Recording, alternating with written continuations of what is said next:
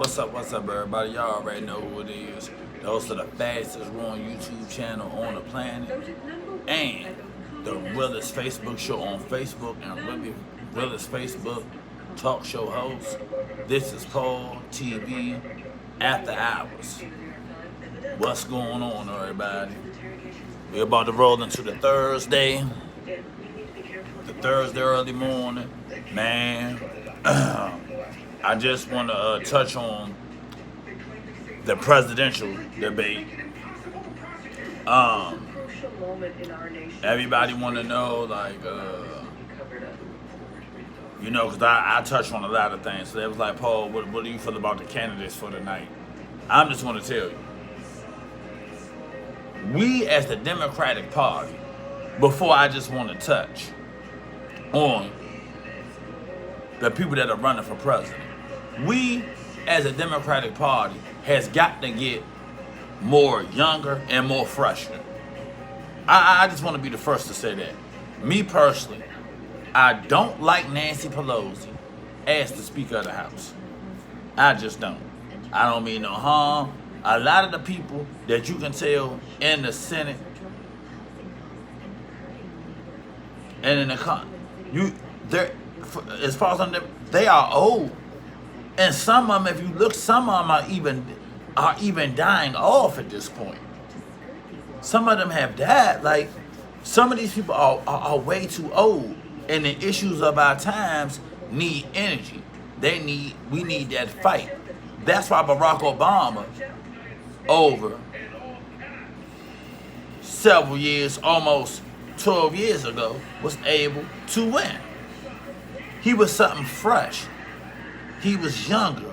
He had new ideas. And that's what we need. We don't need the same old, kick down the can type of politics. We don't need that. We don't. So for me, I'm not gonna lie. I love Joe Biden. I think Joe Biden is going to be the nominee.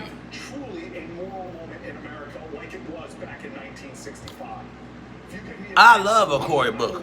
But to me, Cory Booker don't have that umph to me. He don't have that presidential umph to me. It's like when I seen Obama and how Obama just spoke and everything. You could look at Obama and be like, okay, he was something new. But with his words, he cultured with how he just had that it factor. Certain things you just have to be born with. It's not a given. You're just born with it. And Barack Obama had that. And we need to get younger people involved as far as in the Democratic Party. A lot of people are too old and are past their times. You know what I'm saying? Just like word around as far as this field of candidates,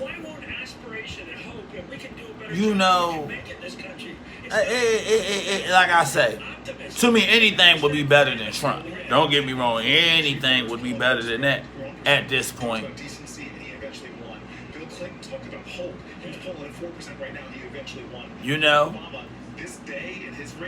So I like what he's young and he's fresh, but at the same time, can you see him as president? No, he just don't have that it factor. It's the same way as Hillary. Hillary, they got caught up in the woman thing. I'm sorry, but Hillary just felt entitled. She did not work hard enough. And I heard word around the water cooler is Hillary may try to run again, but I know that's a lie. That boat done sailed. If you couldn't beat a Donald Trump, I don't think you are worthy to even be president. You're not. And I'm going to tell you, Donald Trump would have been anybody else would have been the most easiest opponent to beat. But the Democratic Party, to me, need to get more newer and fresher and become more stronger. And I'm not trying to be funny. See, the thing that kills me about a lot of these people They always keep talking, we want to reach across the aisle. That, I'm not gonna lie, that shit irritates me. It's time to stop talking about reaching across the aisle. Republicans has had the government for a big number of years. You got to think, when George W. Bush became president, they had the House and everything from 2000 all the way to 2009, and then in the mid-elections got it back in 2010. Continuing to lead in the state. You see Kamala Harris 6%, by the way. You don't see Cory Booker even registering here. That's his support level in South Carolina. But take a look at the breakdown, white versus black here. Remember, in 2010, of the electorate in South and got it back. And that's why we have the Citizens United and all this stuff. And when they get in office, they push their own agendas. And I'm just tired. We cannot work with them at this point. We can't. Just like when Barack Obama got in office. I could have seen him saying, okay, I will work with y'all for 3, the max is 6 months. But after that, I have the White House, we have the Senate, we have Congress. I'm going to just push what we have to push. I'm not gonna lie. If you look at on an overall picture, the Democratic Party has stuff that will help everybody, including even the people in the rural areas. But what happens is when we get the power, it's too much of trying to work with them, and they don't want to work with us. Joe Biden. Remember, we were talking in the first debate about that awkward moment Joe Biden had with Kamala Harris over the issue of busing in the 1970s. They don't want to work with us. And I think it's withstood all the stuff about the crime bill, all of the controversies around Joe Biden race. I think the last 6 months he continues to lead. And just very quickly mention, you heard Cory Booker at the end there say he needs to make the next debate stage. He has 3 weeks right now to get. We have to. We have to stop saying that. We gotta stop being Care Bears. We're not gonna run being Care Bears. Trump showed you that. We can't be Care Bears no more. We gotta come out and be vicious. We gotta get vicious. We gotta be willing to fight and pound the pavement until it's an understanding. This keep on violin and shit, that's not gonna work. You see how Trump kept banging it.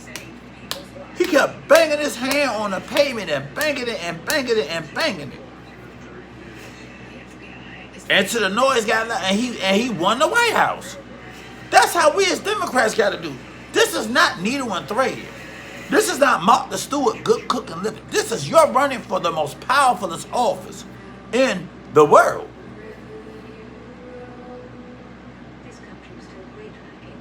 This ain't the Boy Scouts.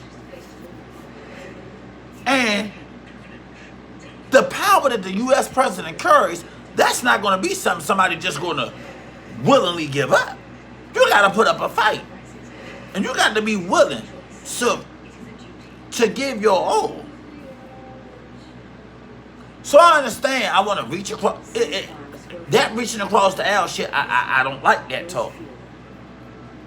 If we win everything, get in there and start pushing agendas that's going to help the American people instead of trying to work with a party that already shows they're going to push their agendas. If they get everything, they push their agendas. So why we as Democrats got to keep making excuses or acting like we need to be liked? No, get in the office if we got everything and start pushing agendas just like they do.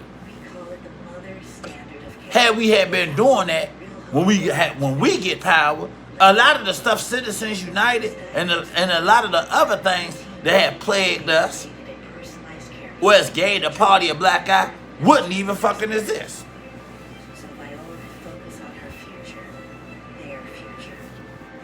And Barack Obama would have played the political chips, the political capital that he had when he first moved into office. I don't even think it would have been to Donald Trump.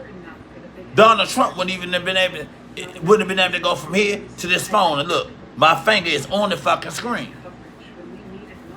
But the Democratic Party we have to get more fresher people in there. We have to get more younger people engaged. We have to do that. It can't be the same establishment. Washington is broken. Because you see the same old shit over and over again. And then when somebody gets in the office, they don't do nothing. And it's driving people away.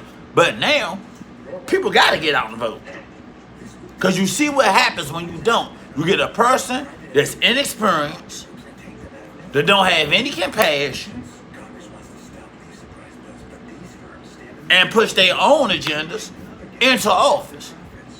And they work. And then you have a person that's supposed to work for everybody, but they're not doing that. They're only working for a selected few. And that's in any political office.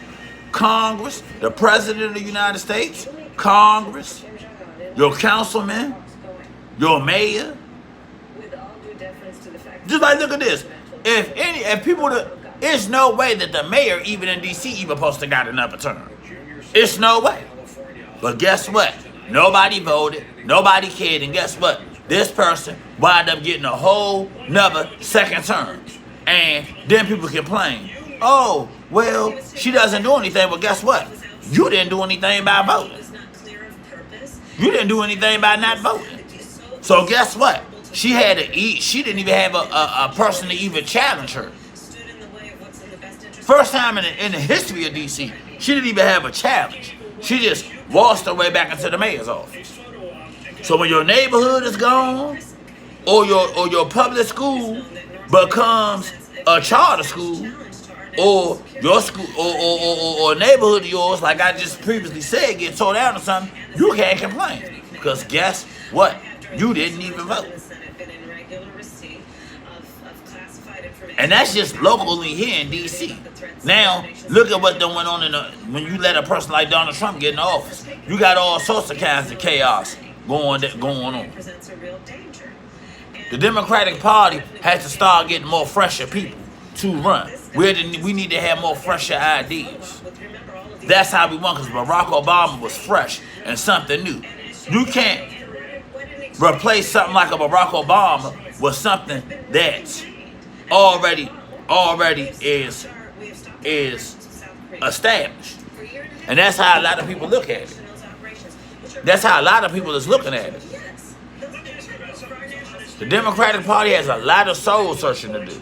You can't keep, I want to work with the other side. The other side is not, it's already in their mind. They're not going to work with us. They're not going to do it. And they done shown you that. From 2000, the early 2000s, all the way up until now. Everything that in the 90s that Bill Clinton built with the middle class being at the biggest heights that it had ever been before.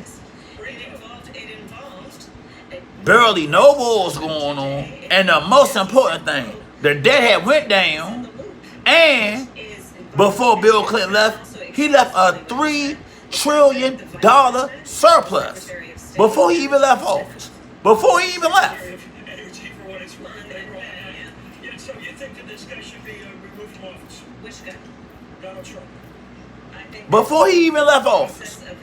America was in a way better place it was before he even got it. And he left something great. And what happened? The Republicans came in there and they just started turning everything down. Guess what? No more protections. It's no more Brady. They killed the Brady bill. A bill that stopped these that was stopping these high-powered rifles that we got out here now and weapons of war.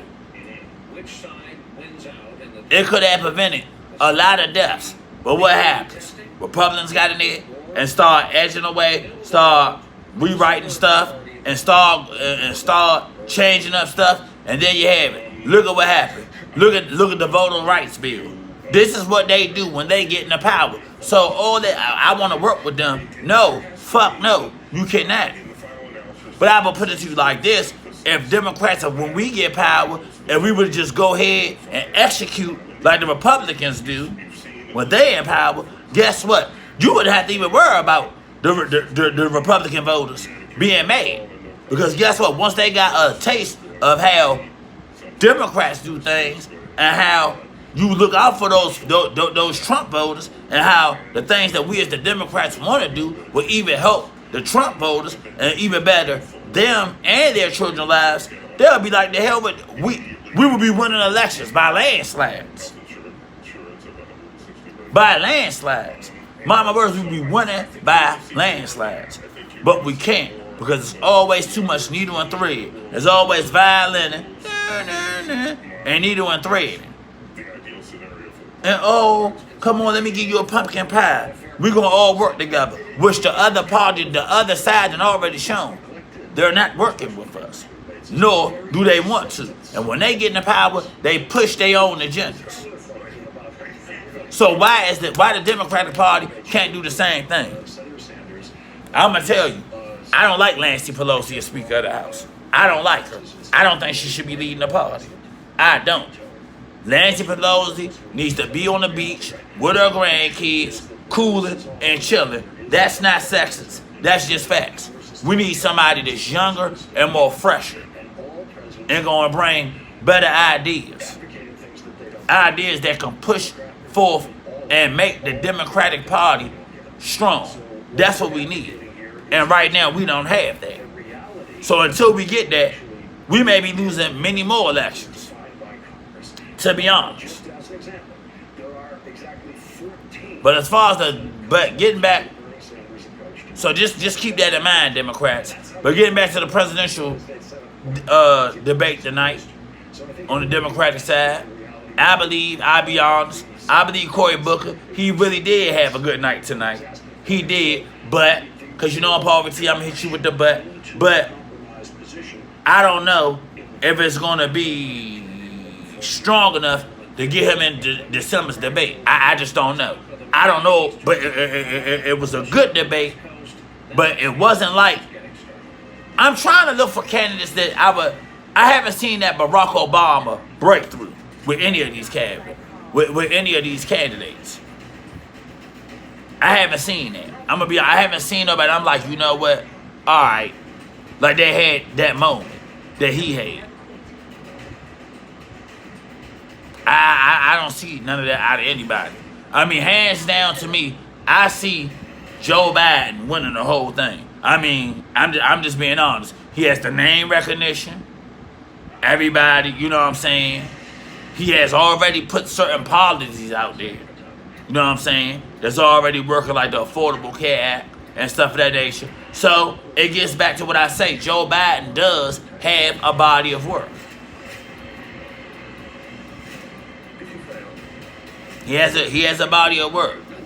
So I think, you know, and then with him being already working with a president and being vice president for 8 years, he has a body of work to already show, okay, I worked as vice president. So when you add all of that up together, Joe Biden is basically the clear-cut favorite, and unless something astronomical, unless something horrific happens, he gonna cruise to the nomination. Now, one thing I would give him credit for, he's not like Hillary. He don't feel as though nothing entitled to him. He's not letting the numbers get to his head. He really's debating. He's really still in the forefront. You can still tell, okay, I'm not taking nothing for granted. And that's one thing I would say about this group of candidates. One thing I will say, the Hillary Clinton effect is in full effect.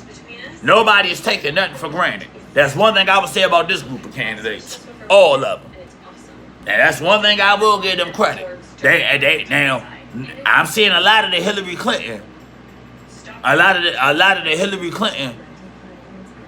or around this group, and you can see the Hillary Clinton factor in this whole group. Nobody's in the group taking anything for granted. No, I give this batch of candidates that. There's nobody sitting around like, oh, well, I'm just a shoo-in to get the nomination. Now, that's one thing. Even with Joe Biden, with the big lead that he has, I will give him credit. Even down to Cory Booker, who hardly is getting a bump up in the polls or whatever. But all of them is not taking the nomination for granted. I will give them that. Even with Elizabeth Warren, even in showing her, like, creeping up on Joe Biden, she still is not taking nothing for granted. Kamala Harris, none of them. I will say that that's one thing I will give this batch of candidates credit for. They're not taking nothing for granted. But I can say out this batch, they all working hard, but out this batch, I haven't seen nobody had that Barack Obama moment yet. I haven't seen that yet. I haven't seen the person be like, wow, that's presidential. But with Joe Biden experience and everything like that, he had a pretty, you know, he kept it safe. He had a pretty decent debate. But I ain't gonna lie, Cory Booker had a great debate tonight, but I don't know if it's gonna be enough to boost his poll numbers. I don't know. I really don't know. You know, like I said, to me, this field is really starting to get weeded out. And I'm gonna be honest with you. Kamala Harris, she had her one shining moment, so to speak, like the NCAA, you know, championship song to come on Channel 9 every year. She had her one shining moment, but to me, I could be honest with you. She done lost momentum now. It's like she just dead. It's like she like, you know how like a sandwich is good and you bite it and you when you get halfway through it, I drop it on the ground. That's what it is. Like the sandwich tasted good or whatever, but it won't get finished. It done dropped and hit the ground now. And that's what she at. She's just at a stalemate. Like, I don't see her really, like, her debate tonight really didn't get me like how when she did the second debate. Like, if you notice now, she don't even go at Joe Biden no more. It's like she done lost her up. So I think she out of it. So the top three to me, I'll be honest, is former Democratic senator from the state of Missouri, Joy Reid, host of MSNBC's AM Joyce, Joe Biden, former Republican strategist, former advisor to Howard Schultz, a veteran of the McCain, Elizabeth Warren, and other assorted resume items, and Michael Moore is back with us. and I would say, you know, Mayor Pete. Mayor Pete. That's the other factors. I mean, them the only three now. Like I said, Cory Booker had a hell of a debate tonight. But I can say I don't think it's enough to really, I don't know if it would be enough to boost his numbers. I'm just going to be honest with you. I definitely don't think it's enough. I don't think it'll be enough. Why did you go to Syria to meet Bashar al-Assad? So, what was the intent of your visit there? I'm going to be honest with Why were you. you so dishonest So, with regard to the mayor, insisting that he called for plans to invade Mexico, which of Yeah. course he did not? Tulsi. Well, if you look at what the mayor said, and like her, hold on, let me turn it around right quick. Tulsi Gabbard, like to me. Responded to. Look, the commander-in-chief and the qualifications necessary to serve in that. Yeah, like she's just not. The experienced understanding about foreign policy, about Nah. national security, is something that I bring. Maybe. That I challenged Pete Buttigieg on. Yeah. Showing that he lacks that experience. I've served in Congress for 7 years. Yeah, like when it comes to her, let me turn it back. Yeah, when it comes to her, nah. Like, I'm sorry, she's not. Nah, Nah, she's not on that level to me. To where, you know. So, that's how I feel about the Democratic debate. I just felt as though I wanted to touch on that a little before I go off and go to bed. You know, but like I said, all of them, you can see the Hillary Clinton factor. That they're not taking nothing for granted. And I give all the candidates credit for that. But, because you know on Paul TV, I got to hit you with the but nah, nobody has had that Barack Obama moment yet. Nobody has had that moment where you could be like, okay, they, you know, at the rate this going, Joe Biden going to win the nomination. I'll be honest. Joe Biden going to win the nomination. I mean, I like I said, he gonna win it. He gonna win the nomination. He gonna win it. You know, and I'm just gonna be real about it. He gonna win the nomination. He gonna win it. You know, I don't think this field is not really a strong enough person that, like I said, because of his experience and with him already working with Barack Obama and with him already having certain legislation already out there, like he helped with the Affordable Care Act and all of that, yeah, I think it's really nothing more to look at. He's going to win a nomination.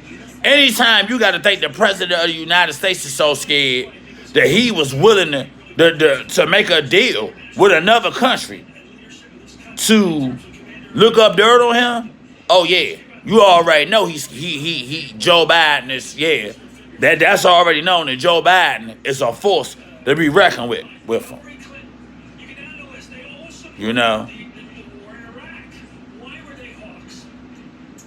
So, you know, that like I said, this, you know, I just wanted to touch on this before I went to bed.